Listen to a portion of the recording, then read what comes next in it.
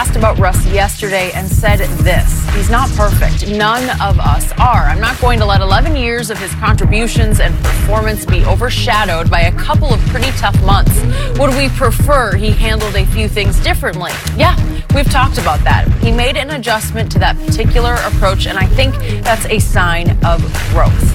Kendrick Perkins is back with us. Now, Kendrick, you spent 5 years in OKC as a teammate of Russ's. Is he the kind of guy that's going to listen to Presti or Billy Donovan? Russ is coachable. You know, I played with Russ for 5 years, and I played with a young Russ before Russ started passing the ball. And now Russ then led the league in assists.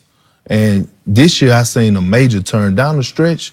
Shots that he usually affords, he was giving it to PG. He was making the extra pass. I think Russ is coachable, and he came out publicly and said that he needs to shoot the ball better, and he held himself accountable. But we can't just blame Russ for this now, for what happened in OKC. I mean, you know, PG wasn't healthy or whatever the case may be. They still needed PG to be who he was in the regular season. You know, I know playing in OKC with under Sam Presti and Troy Weaver and Mr. Clay Bennett, that's a great organization and a very prideful organization. And first round exits is not what they want. That's not their goals. So at the end of the day, I mean, some pressure has to go to Billy Donovan. You know, lose a 3-1 lead to Golden State in the Western Conference Finals and 3 years straight of a first round exit. You know, everybody got to get held accountable. We can't just point the finger at Russ. Okay. You know, Russ obviously has to be better, but everybody has to be better. You say Russ is coachable and he's making the pass, the extra pass. Do you think they hitched their wagon to the right guy? Because they had KD. And from all indication, they showed a little bit more love to Russ than KD. Roles reversed. Do you think they're further along in this process of getting back and winning a title? Had KD stayed and maybe Russ had vacated the building? No, I think they need each other. No, KD don't need him. He proved that. KD don't need Russ? No, he proved that. Have you been watching Golden State? Yeah, I've been watching Golden State. But he also has Steph and he also has Clay. But he told you, I can't win. By him doing what he did, he told you something, Perk. Well, let me give you something. Okay. KD is my little brother, okay? Yeah. And let me give you a little insight. KD did not leave OKC because he was tired of playing with Russell Westbrook. And I'm going to leave that at that. Okay, he wasn't tired, but did he believe he could win a title? I mean, I love hanging out with certain people all the time. But can you get me to where my ultimate goal is? Because we view Kevin Durant totally different now that he has these titles, Skip. You know what titles mean to a player of his ilk. Absolutely. We don't look at Karl Malone. We don't look at Charles Barkley with the same gleam in our eye as we do Larry Bird, Magic Johnson, and Michael Jordan. Correct. We look at Kevin Durant totally different. He got that same kind of gleam that we give to LeBron James. That same kind of gleam we give to Kobe Bryant.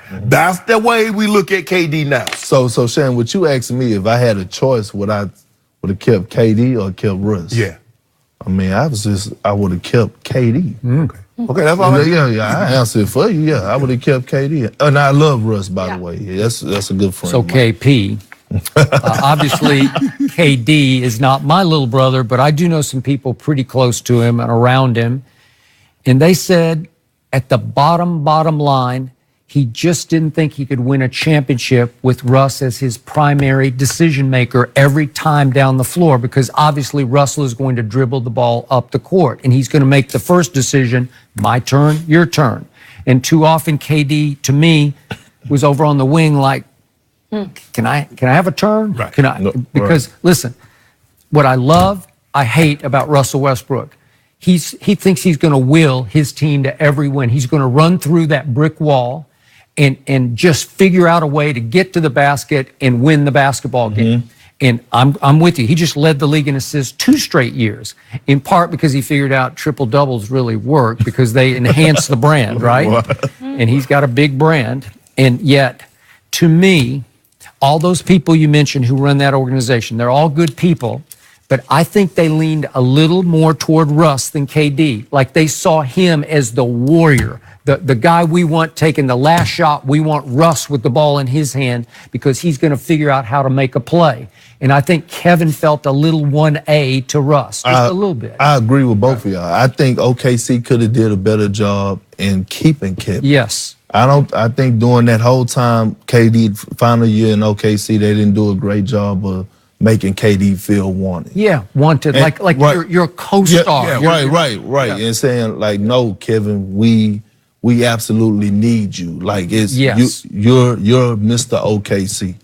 I don't think they made that clear. Right? Did they take for granted that because he came from Seattle, he relocated them to OKC, that he was going to be loyal and stay there? I think because so. they viewed Russ as like Russ is not going anywhere, and Russ has given them good cause to believe that. Right. But sometimes you get comfortable because the guy's been somewhere for an extended period of time. You're like, oh, we don't have to court you. Right. I mean, but if you married, Skip, you know you still got to bring home flowers. You still got to take mama out to dinner. I I'm mean, glad you reminded me of that. Don't just think because we've been together for 7-8 years that you can forget all the other stuff. That is true. I still want to feel courted. Okay, well, let me ask y'all this. Do y'all think with how Russ been playing these last 2 years, it would have been better for KD to stay now? OKC would have been a better team? Good point, maybe. Because, I mean, we're talking about an old Russ. This Russ the last 2 years have matured. But I don't believe he could have played like that with Kevin Durant. I believe he had see, when Kevin left, he had to do something that says, okay, I don't feel sorry for me. Doing that triple-double did more for Russ than playing with KD. I agree. So once he got that, Skip, it's kind of like an animal. You get to taste the blood. I got to do it again. Because if I'm not winning a title, at least I got something to fall back on. Remember, dude shooting in the 30th percentile, shooting 29% from three. But at the end of the night, he got a triple-double, though. So he wasn't going to be able to do all of what he's doing now. That 43 shots, you're not getting 43 shots with Kevin Durant on the court. Right. So he would have had to play a totally different way than what he's playing now. And I agree. I believe he likes Russ. But me liking you and me believing that I can win a championship with you are two different things. Correct. I agree. I got a lot of friends. Yeah. I ain't trying to win I ain't gonna win no championship with you, but we still gonna be friends. That's a valid point. After 11 years, Russell is this franchise. I know Paul had a great run during the regular season. Yes. He hurt his shoulder. I think he hurt both his shoulders. Right. But in the end, Sam Presti knows his bread is buttered by Russell Westbrook. Yes. They're in Oklahoma City, Oklahoma, and that's their draw. That keeps them on the national map. So it's hard for me to believe Sam Presti can sit down with Russ over lunch or dinner in the offseason and say, hey, I need you to grow up a little bit more. We need a little less chest beating, because the flashpoint moment of the Portland series was late in the second half of Game 4 in Oklahoma City. Russ finally made a three, and he's just beating his chest, screaming, this is my house. And he'd made it personal with Damian, and he scored 2 points in the second half, and they just fell all apart. I agree. Yeah. OKC needs Russ, and Russ knows that. Okay, but will he listen to Sam Presti? Will he say, I got to change my ways a little bit? Because I don't see that. I think Russ is Russ. I think he's always going to be Russ for better or for worse. Yeah. But I don't think it's the point that he needs to listen to Sam Presti. I think you got to get him to the point where he listens to a coach that he believes in or that he's going to respect. Well, Steve Curry, Greg Popovich ain't walking through that door. I mean, yeah, no, that's but it's a good point. I'm with you. I mean, you got Monty Williams sitting out there. Hey, there you go. I mean, so I mean, at the end of the day, you got Monty Williams. You need somebody. Well, he on two people's radar. Well, put him on three people's radar. By the way, speaking of the other people on the radar, this team here in Los Angeles called the Lakers, they're not in the playoffs. They have this guy that you might remember that you played with for. It's a good friend of mine. Yeah, guy. What's his name? James King. Yeah. King James. Oh yeah, King James used to be King. He still is. Yeah.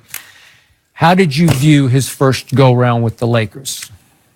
First of all, Bron knew what he was getting himself into. Okay, but look, let's not forget, before the injury on Christmas Day, the Lakers was right where they wanted to be. Yeah. Yeah. The young players was playing with confidence.